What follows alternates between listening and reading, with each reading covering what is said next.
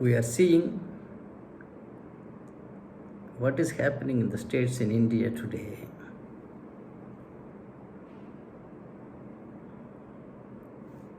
Elections are being held in the states, sometimes along with parliament elections, sometimes separately.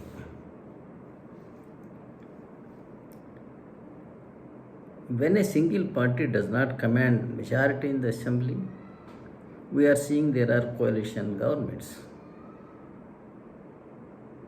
with the least public opinion.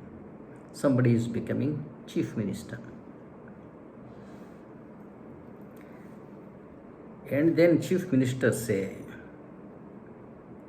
we are given authority by the people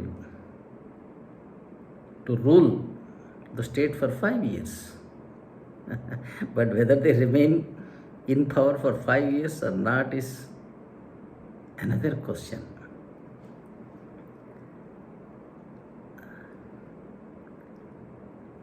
They say ours is majority government. This is such a huge blunder without political knowledge, without constitutional knowledge, without knowledge of what democracy means. Majority government is a wrong word, I tell you. Majority refers to numbers in the legislatures. Government refers to the executive.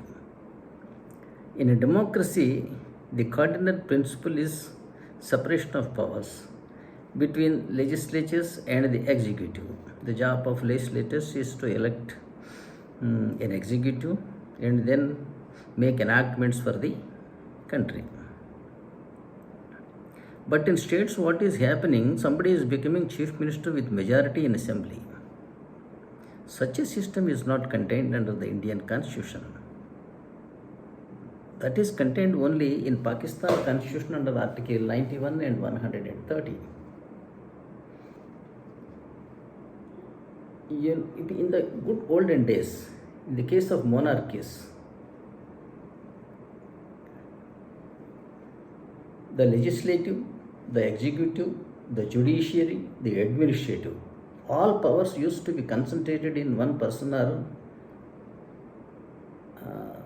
family is called a king or a monarch. Then what used to happen? He could behead his enemies. They could brand him as traitors. They will deal with them with retribution. They can be severely punished. Their financial strengths can be destroyed. As an evolution, now we have come to democracy where we want to separate executive from the legislatures.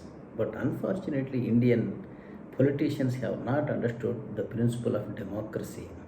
As a result, what is happening, we are seeing, supposing in West Bengal, we have seen, while the counting was going on, when one particular party is sure of getting majority in the assembly, they think they have become kings of that state. And that night, that party which is likely to gain majority in the assembly will torture the opposition parties. Several houses were gutted. Several people were killed, beaten up. Several women were raped. We are seeing in some other state, say in Andhra Pradesh, Telangana, Tamil Nadu, we have seen Jayalalitha's jacket was torn by Karunanidhi party, and Karunanidhi's undergarment was torn by Jayalalitha's police. In Andhra Pradesh, we are seeing MLAs and MPs are being beaten up, their houses razed. Of course, they cry. Whether they is being done legally or illegally, I am not going. At least there is an allegation that opposition political parties are unfairly targeted. They are beaten up. wrong cases are foisted in them. They are arrested and put behind bars. In other states also you can see what is the kind of harassment or the obliteration faced by the opposition parties. But please understand, this is the kind of punishment they are getting for not understanding democracy and for not understanding the constitution. They deserve that kind of punishment, I tell you. What for is majority in the assembly? Do they want to play tug of war, kabaddi, or they want to fight with each other? So majority has nothing to do with formation of governments in the states or at the center. For example, American president, he does not have a majority in the Congress or any of the state assemblies. In president to being elected by the electoral college, consisting of all the elected MLAs and MPs in the country, may or may not hold majority in any of the state or the Lok Sabha or even the Rajya Sabha. Yet his powers will not get reduced.